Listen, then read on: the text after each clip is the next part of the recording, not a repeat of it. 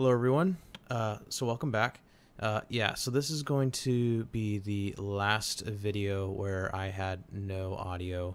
But anyways, I found it weird that I was able to do the pick your poison. You apparently have gained the ability just to get electricity whenever you want now.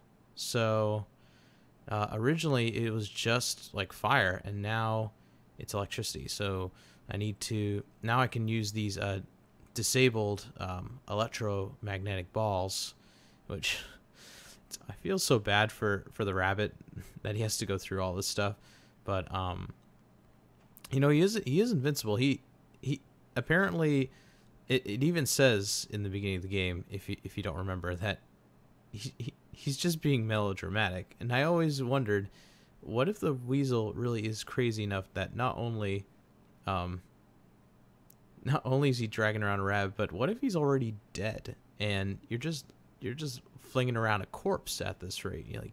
You're so traumatic. It's so traumatic at this point. Oh, good show, lads. You'll need to find your way back to the food court area.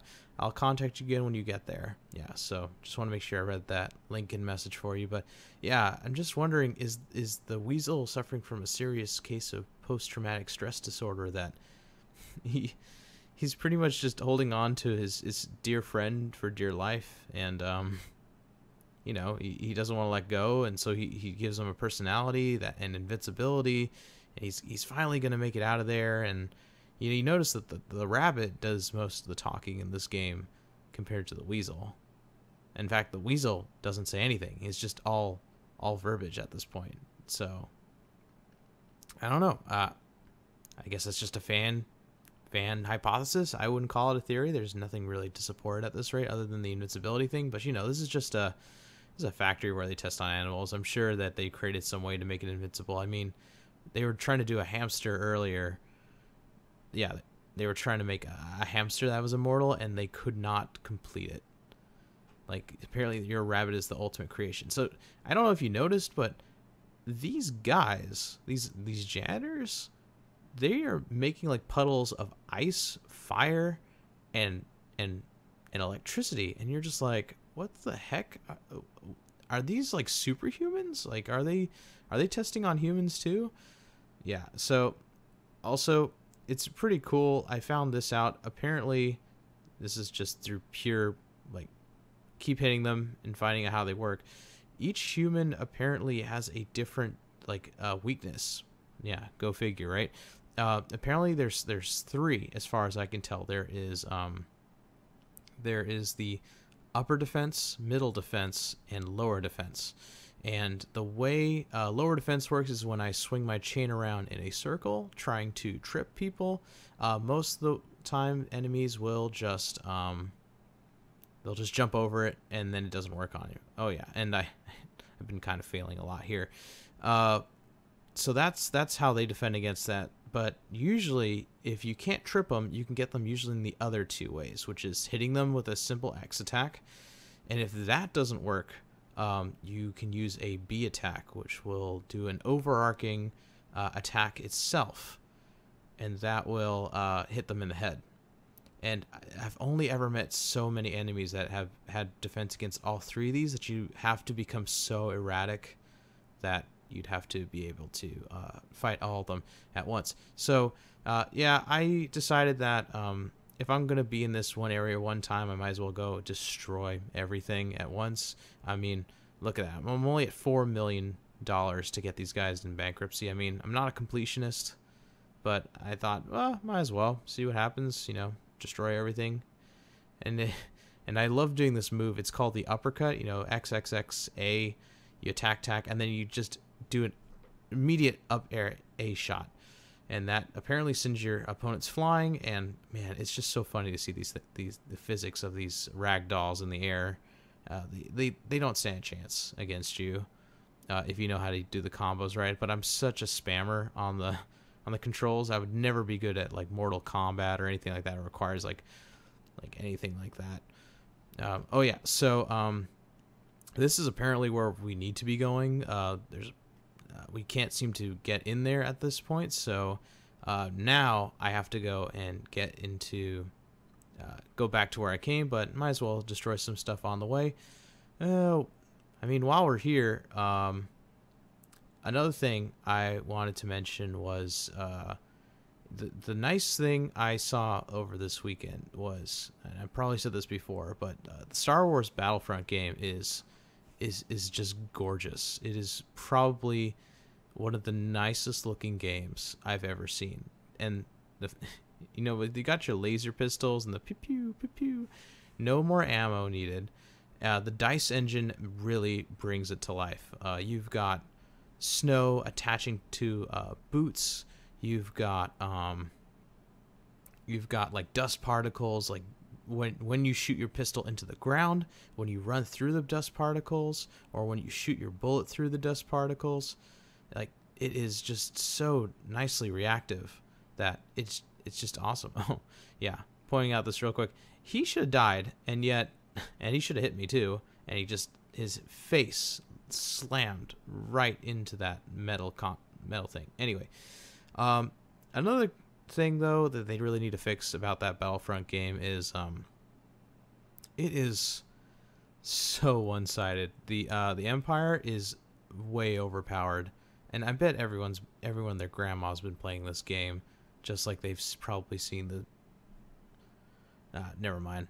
I was gonna go into a South Park joke about like how everyone's seen the World of Warcraft episode, but anyways, the Empire has one of the strongest openings you can possibly do in that game. You can get into an AT-AT, the walker things, the 4 walkers. You can get into an AT-ST, which is the 2 walker one, and then you can open up with TIE fighters and assault fight.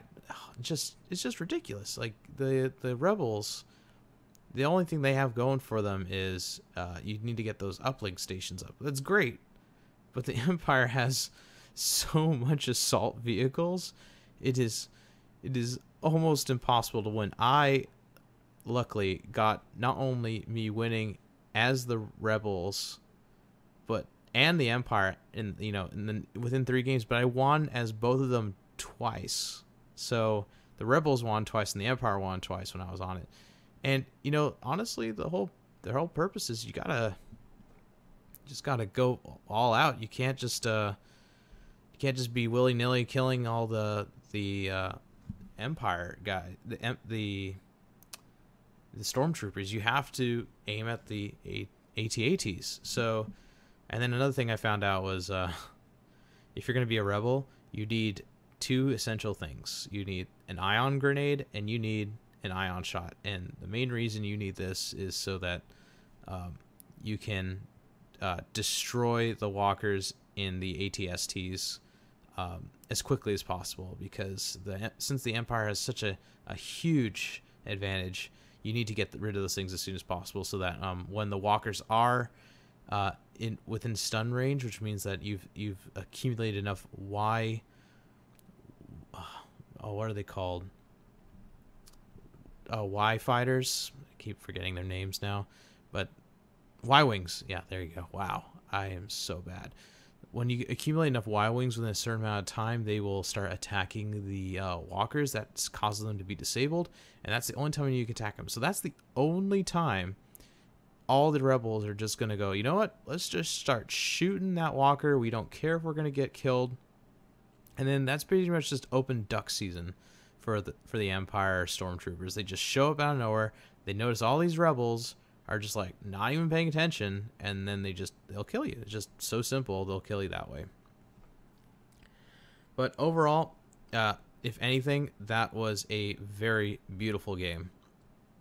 In fact, I was very upset when I found out about the whole Twitch 30 frames per second, that I could not capture and I'm running like a 4-year-old PC, GTX 670, an i5 3000, really good in their time, and it is just working so well on my machine that I'm like, I'm just awestruck at this engine, the Frostbite engine, for the reasons I've already explained. So now getting back to the game, now that I'm back here. Yeah, I pretty much just I'm destroying everything at this point. And yeah, I keep going into berserk mode, which is awesome, except when you need to put him into the helium thing. It kind of looks weird. He's like in a blur. But then it'll automatically get disabled once he goes into helium mode. And you wouldn't believe how you know where you're supposed to go. Yeah, look there. Right there, about 12 o'clock, now center of the screen. Now it's about 11 o'clock. Yeah. Yeah, a giant target, guys. We are talking about a factory that has a giant bullseye in the middle of the ventilation system. Yeah, I mean, yeah, I understand. It's the game. It's just how they want to let you know. But oh man, if you're gonna be a developer, you can take a lot from this game. There's so much things that need to be fixed about it, and you're gonna find out in my later recordings. But we pretty much take these ventilation systems to where we ever need to go, and this is what happens when you don't have a nav and you have to rely solely on a map without nav. And oh man, if you're talking about like a proper map, which this does not have, oh my gosh, you're gonna be so frustrated if you don't have a game facts in front of you. So I get about here, right? And you know, I'm still having the game. I'm able to hear it on my end, and this is when I finally get the notification on my Twitch stream that there's absolutely no audio at all. I'm dumbfounded how much time I have been playing without audio, and I think I have it because I obviously can hear the game, right? I have headphones on to the game, to my computer. I see the audio dials going, and I swear I think it was just the audio update. So yeah, you see this and you're just like, wait a second, you're not hearing anything? Oh well, I better go and turn it off then and restart. So this is where I pretty much leave off, and everything gets fixed after this point. So please enjoy the rest of the game. Thank you so much for listening to my rant, as I didn't want you guys to lose out on anything. And if you want, like and subscribe. Follow me on twitch.tv/randomcapture, and thank you so much for your time, guys. I really appreciate it.